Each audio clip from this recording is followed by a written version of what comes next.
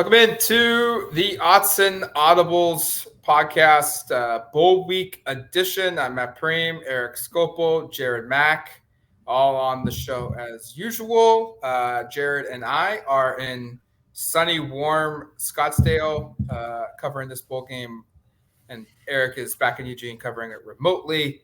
And leading up to it, I think some of the bigger questions, some of the things that we're curious to know about is who exactly are playing in this game for Oregon. From an opt-out perspective, we'll get you updated on that. We'll get you somewhat updated on injury news from Dan Lanning's press conference last week, as well as look ahead a little bit to some talk on the matchup against Liberty, which is a 10 a.m. Pacific time kickoff on New Year's Day, on Monday. It's going to be a little weird. 10 a.m. football for the Oregon Duck football fan base. But let's talk first here about departures, guys that are playing, guys that aren't. Troy Franklin announced his intentions to enter the NFL draft and will not be playing in the bowl game. He said that when he declared. We also know Popo Amavai has announced that he will not be playing. I think that was like a day or two before Christmas. Kyrie Jackson will not be playing for Oregon in the bowl game. And then Jackson Powers Johnson, Oregon starting center, is also not here for the game. Now, who's playing? Bo Nix, Bucky Irving, even though he has declared for the draft, he will play in this game. Brandon Dorlus will be playing in this game. Evan Williams has said he will be playing in this game. So the opt-outs are there, but I think it's a testament that there's not as many when you look at what's happened at Georgia, or when what's looked at Ohio State or Florida State, schools that aren't in the college football playoff. And I think that just speaks to a little bit of the testament of this team, this buy-in, the culture of these guys. Not that the guys that aren't playing weren't part of the culture, because they are. They're very big pieces of it. But I think an individual guy that's not playing all has like legitimate reasons and understandable reasons of why they maybe won't be playing in the bowl game. It just kind of stinks in general that we have to have this discussion before the final game of every season. That like key players aren't playing. Like Jackson Powers Johnson was an All-American, Remington Award winner, Troy Franklin, All-American. Oregon doesn't have those guys. That's just sort of a bummer. But I think it says a lot to Matt's point about this team that guys like Bo and Bucky are playing in this game. Several others, like a Dorlus, is playing in this game. Those couple players don't always have to play in a game like this. Should also note 9 transfers out, also not playing in this game. Obviously, that's players like Ty Thompson will not be playing. That means the backup quarterbacks, kind of slides to Austin Novosad. We talked about this. Tricoise Bridges not being available is somewhat notable, just considering that Kyrie isn't playing in this game. I don't know if we have an update or not on what Jaleel Florence's status is either, but corner could be a position where Oregon's down several key players. So that's something to kind of monitor, but it could be a lot worse, to Matt's point. And Oregon certainly has a lot of its top players available for this, which is, a situation not everybody is in right now. Looks like Jared might be having issues with his setup there, at least the video component. But I don't know. Was there anything else you wanted to hit on Oregon side? We can touch on a couple of things for Liberty, because they're also without a couple of key guys too. Yeah, you wrote that story. Let's touch on those Liberty guys first, and then we'll come back and discuss maybe who replaces those departed players. Because I'm surprised, Eric. You'll give the names, but like legitimate dudes on this Liberty team are not playing because they've gone portal, which is strange to me. Well, and again, it's just kind of stinks that you go into this game and it's Liberty's best season ever, and arguably their best defensive player, Preston Hodge, who's transferred to Colorado. He is, according to PFF, their best defensive player. He's a defensive back. He's not in this game. This would be the equivalent of, I don't know, Evan Williams or Jeff Bossa, those kind of caliber players choosing not to play in this game because they're transferring. And again, that's not really on them as much as it is on this weird system we have right now where these guys don't have to play in the game. They got their benefits to not. So I personally, you can tell I have a great disdain for that component of it. But other names for guys who aren't playing that are kind of notable. Kendi Charles is a defensive lineman. Brian Whitehead is another defensive lineman. These are kind of two of their rotation front seven guys that won't be playing, guys who played 230 plus snaps. Tyshik Galloway is another one who's played over 100 snaps. So again, that's not like a massive contributor. That's a guy who was seeing field action pretty regularly. Jonathan Bennett, who was their backup quarterback for most of the season, is also not playing. He's transferred as well. So, and then there's a collection of other guys who are lesser down the depth chart. But you're talking about your arguably your best defensive back, and then two of probably your best 5 or 6 defensive linemen for Liberty are not going to be playing in this game. Obviously, not a lot of offensive impacts, which is where they're at their best. But defensively, they certainly won't be at their best either. You asked about anything on Florence. Tosh Lupoy, Oregon's defensive coordinator, spoke with the media Thursday morning. I wasn't there for this part, but Jared was, and he said that Tosh didn't say yes or no to Jordan Birch playing in this game. I think we can probably safely assume Florence is playing in this game. I don't know about maybe Birch, but that's a lot of speculation. And you guys will have answers in the next couple of days. Yeah. We'll be at practice Saturday, and we'll get to watch actual. It's like contractedly, University of Oregon is obligated to provide the media 15 minutes. It even says this in the schedule, like legitimate practice, post stretching and warm up. Like they have it in the contract that the media is allowed into practice for 15 minutes beyond stretching and warm up, which is what we typically watch. Now, it wouldn't surprise me at all if all we see is like the mod bracket drill or special teams work. But that'll at least give us some kind of indication of what Birch and Florence and a couple other guys too, their statuses from an injury standpoint moving forward. Now let's circle back to some of the guys that are gone. JPJ at center, Remington Award winner, obviously the best player at the center position nationally in college football this season. He's gone, and look, this is a guy that's dealt with injuries. I think all 3 years that he's here, he plays the most violent position. I don't think there's any ill will or disappointment that he's not playing. Poncho Iapani Lalu slides into his, I will say, slot as a starter because you wrote the story, but it's not necessarily a lock that he starts at center.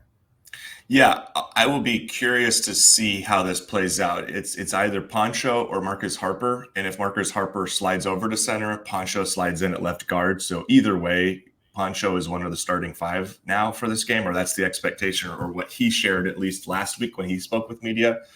I guess we haven't talked about the fact that we did speak to a bunch of true freshmen last week, which was fun, and we've obviously got a lot of content of that up on the site. I'm sure most have already seen that, but if you haven't, you can go check it out. Updates on like guys like Jurion Dickey and Mateo and Tatum Tuioti and Cole Martin talking about playing for their dads. Some cool stuff up there from the true freshmen. But yeah, Poncho is going to be.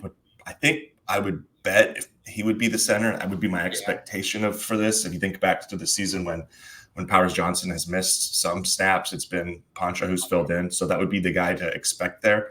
And look, it's a true freshman going into his first game doing this. He has no center experience at the high school or youth level. He only started playing the position in the spring. So these are things you hear and probably don't make you feel great, but everybody's so confident about what he's going to be. And I've heard from Alik Terry when I did the story on Poncho and Jackson Powers Johnson earlier during this regular season, and he thinks he's going to be a stud. So I don't have a ton of concerns here, but certainly true freshman, new position.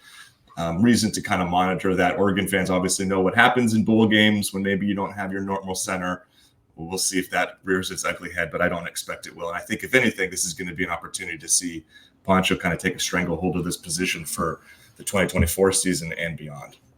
Now, let's segue that into another freshman that's probably going to play a lot in this Fiesta Bowl on the offensive side of the football. I don't have the quotes, so I don't have a ton of the context behind this. Jared was the one that spoke with a couple of the defensive players today at media availability and got the insight there. But Jurion Dickey is a freshman receiver that's probably going to play quite a bit in this bowl game. He himself has come out and said that he's finally healthy after a torn meniscus injury the first month of his high school senior season. Couldn't do anything really up until fall camp, and it was basically getting yourself back into shape, playing shape, strength wise. And he said like about a month ago he's really started feeling back to being 100%. And with Troy Franklin out, everyone slides up a ring. So Tez becomes from 1B to 1A. Trayshawn Holden's probably now going to be a regular contributing starter. Gary Bryant Jr. will be available for this game. And then it creates an opening. Who becomes that fourth receiver that Oregon plays? Because throughout the year, they basically operated with four receivers. Is it going to be Kyler Casper, a redshirt freshman, or Justice Lowe, another redshirt freshman? Two guys who have played a lot of football from a limited depth perspective this season. Or could it be Jurion Dickey? But Jared told me after we left media availability that a lot of the defensive players that spoke, which today was Brandon Dorless, Jeffrey Bossa, Steve Stevens, Evan Williams, and Tysheem Johnson, those five, they all talked about Jurion being one of the breakout candidates for next season for Oregon's offense, which opens the door for maybe we potentially see more Jurion in the Fiesta Bowl. The starters will be Trayshawn, Gary, and Tez. And we'll certainly have to talk about what that group will look like as a three-man unit going forward. But then the secondary aspect is who gets that fourth guy's reps, and it's going to be three guys between Casper, Dickey, and Lowe, but maybe Dickey's the wild card here. Yeah, I mean, I think there's reason to be really intrigued by this. Kind of reminds me of Troy Franklin, Dante Thornton as true freshmen back at the Alamo Bowl a couple years ago against Oklahoma. Obviously, that was a game Oregon lost and didn't play very well in, but that kind of catapulted, I think, Troy the next year to being one of those guys and having, a really strong sophomore season. So it's a little different. Troy obviously had played a ton as a true freshman that year. Jurion has played, I think, fewer than like 40 snaps over the course of the season. Matt kind of outlined why, some of the health stuff he was dealing with. But, speaking with Jurion last week, he indicated he's been getting run with the ones and the twos this whole kind of build up to the bowl game. So, yeah, I expect the guys Matt mentioned to be the starters, but I wouldn't be surprised if Dickey plays 20, 25 snaps in this game. And shoot, if he has a couple of impressive plays, he could be one of those guys coming out of this game that we're talking about a lot during the offseason of, okay, well, yeah, maybe they added this guy in the portal, or maybe this true freshman is somebody to be interested in, but don't forget about Jurion Dickey, because he's going to come out of this kind of being one of those breakout candidates, as you kind of alluded to. And physically, he's always had all the tools, and it sounds like he's now finally feeling back to 100%, which is awesome to hear. It'll be interesting to see what this looks like on the field, because this is one of the guys I think all of us were really interested to watch play this year. Haven't really got an opportunity, and on Monday that might be the opportunity to see him kind of unload. Popo's departure, do we feel like it changes really much from a player usage standpoint? Or, I mean, he and Taki Tiamani basically shared the job. And they basically rotated. They played evenly splits. They started like half the year each. I think Taki maybe started a little bit more towards the end of the year than what Popo did. But I don't know if there's really going to be much of a change from like a player personnel perspective of all of a sudden someone else plays. Maybe Ben Roberts, who appears to be redshirting this season. But I don't know. And I think this is probably why they've been targeting the portal, because there really isn't a clear body type beyond these two. Yeah, for that interior nose tackle spot. Yeah, I mean, certainly, that's Tavita Pame. He wasn't a contributor, but that was a player playing a similar role, and he took off. And to your point, I think they will address this position going forward. But I don't know how much it impacts. I mean, obviously, you're probably taking 20 snaps from Popo and just kind of dispersing that amongst Taki, and Casey Rogers slides inside a little bit. Maybe I don't think Dorless ever slides that far inside, but there will be some sort of an impact. Keonwar Hudson is probably a name to know. Maybe Ben Roberts it just enters the rotation and plays 10, 15 snaps, something we haven't really seen this season. I do think this is kind of notable when you look at the matchups, though, just because, and again, we haven't done a lot of Liberty talk. This is the nation's top rush offense, and kind of by a lot, averaging over 300 yards on the ground per game this season. That's about 21 yards more than Air Force, which came in second nationally. Oregon, for context, finished the season 30th with 183 yards on the ground. So take out one of your top rush guy, or your run defenders in Popo. Maybe that plays sort of an impact here, but I'm not super concerned with the interior of Oregon's defensive line, even in the game with Washington, where there were issues against the run. I thought a lot of that had to do with outside linebackers and edge guys kind of having a hard time holding up against the run play. So, I don't know. That's kind of where I'm at in terms of the Popo absence for this one. I think it hurts, but I think Oregon's pretty well equipped to handle the departure. Jeffrey Bossa called it I asked Tosh, have they seen any kind of similar defenses in the conference? He said no. He said from a physical player personnel standpoint, they've seen some similarities. He talked about how their passing game and the players that they have at certain positions are similar to what Liberty has at receiver to Washington or to a USC, which I thought was interesting. I wasn't expecting that. And then Jeffrey Bossa said that there's a lot of triple option principles within the Liberty defense, or Liberty offense, excuse me. And that he said that there's no one in the conference that runs triple option. And so to your point, that's going to be one that's it's a unique offense paired with, now you've lost one of your best interior guys. How they replace Popo's snaps will be something to watch, no doubt about it. Secondary, that's one where there's been a lot of portal departures, and there's been a lot of there's also an opt out. Kyrie Jackson's opting out. We expect Florence to play, but at the same time, he is hurt. It was a serious injury towards the end of the season, and Triquez Bridges has gone into the portal. So if worst case scenario, Jackson's gone, Bridges is gone, and Florence can't play, now you're left with Dante Manning and a bunch of basically true freshmen at the cornerback's position.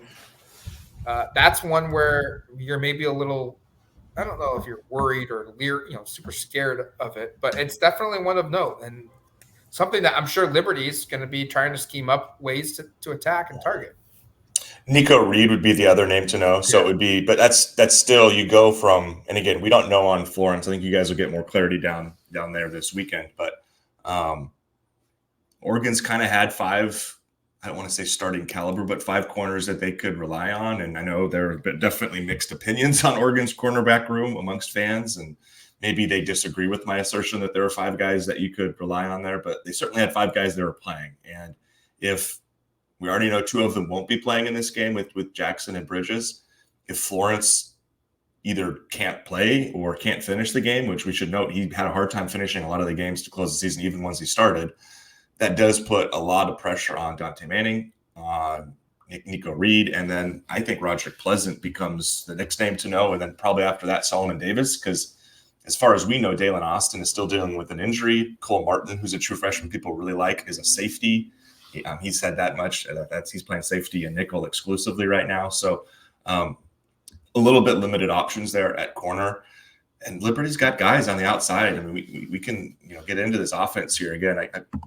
We should note, There's only a couple offenses in the country that have been more prolific this year than Liberty. They've averaged about 41 points per game. That's fifth nationally, and they've averaged over 500 yards per game offensively, which is third nationally. Oregon statistically is better in both of those categories, but they're one of the very few teams in the country that can say that. So I think Liberty is going to pose some problems. I spoke with a couple people kind of around the program during the last week or so that said, yeah, like I think people are kind of overlooking how good Liberty is offensively. You know, I think people see the name, they don't recognize it. I see that they're 13-0. They played in Conference USA. I think I saw a stat. They played the weakest schedule in the country. Like all of that can be true.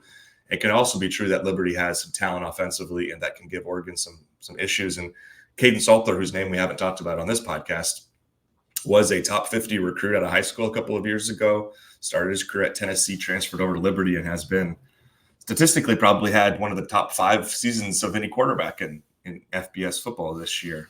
One of only 2 guys, along with Jaden Daniels, to run for 1,000 yards as a quarterback. So they've got some guys on offense, and certainly with kind of a depleted secondary, missing a guy up front and Popo, there are going to be some areas where some younger players are going to have to fill in and be ready to play at a high level, because Liberty's offense is certainly not a joke.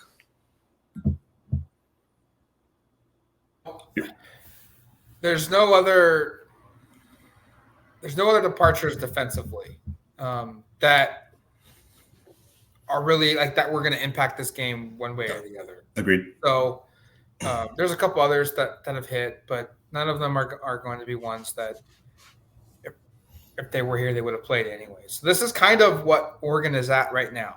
I do think like there's always been the back of my mind, like, are we going to see a couple more maybe right before kickoff? But just judging on what players have said today, which was just defensive players only. Okay. Five guys. Like the talk of the team unity, the talk of the team chemistry, like it would be a pretty big shock if anyone else hits. So for now, it feels at least this is kind of who Oregon's rolling with. And maybe we just end it here of just, you know, we'll dive more into game picks and predictions and whatnot on over the weekend. But from a bowl perspective, Oregon's not in a game that they want to be in. Like they wanted to be in the college football playoff. They're excited to be in Phoenix. They're excited to play in the New Year's Six bowl game. They're excited to be playing on January 1st. They know that, and I think that's all genuine. But yeah, there's I think so too. There's probably some disappointment that they're not in the playoff. There's probably some disappointment too. Like, and no offense, that they got put into the bowl game that has to have the Group of 5 opponent, and you know this game just doesn't have the same luster that Penn State, Ole Miss has, or what even with the opt-outs, a Georgia Florida State game carries with it. Yeah. But I don't think this team, like looking at it, like I still think this team's pretty fired up to be here. It's still pretty dialed in. They're pretty committed to winning. And a lot of guys today spoke about like they don't want to leave a bad taste in their mouth with how they've performed. I don't think anyone was really happy that how they played or how they executed against Washington. Yeah. And not that it's clear Washington was a better team this season. They won twice. But I don't think they ever gave their best effort against Washington. And so many guys talked about today, like they want to walk off the field knowing they executed well. Whether that's a win or a loss, who knows? But they want to at least know that they played better football. And I think that's pretty rare. And today's day and age, how we started the show of opt-outs and portal guys and the craziness that's happening to college football, that's kind of watering down bowl season. A lot of these guys were on the 2021 team that finished the season with the total whimper, right? Like think back to that 2021 season and where people's minds were at kind of in mid-November before the wheels fell off in Salt Lake City and then in Las Vegas in the conference championship game. And then to close the season in the Alamo Bowl again, which was a really disappointing showing with a really depleted team. So I think there's probably a sense amongst the guys that like, we don't want to do that again. And again, it's not because of the portal and everything. It's not a huge number of guys, but there are some of the core players that are on this team, like a Jeff Bossa or a Brandon Dorless, some of the offensive linemen, Stephen Jones, Marcus Harper, were on that team. Terrence Ferguson was on that team. Troy Franklin was on that team. But like those guys had to feel that like losing 3 straight games to end a season, or 2 straight games to end a season, sorry, because I think that's out of order.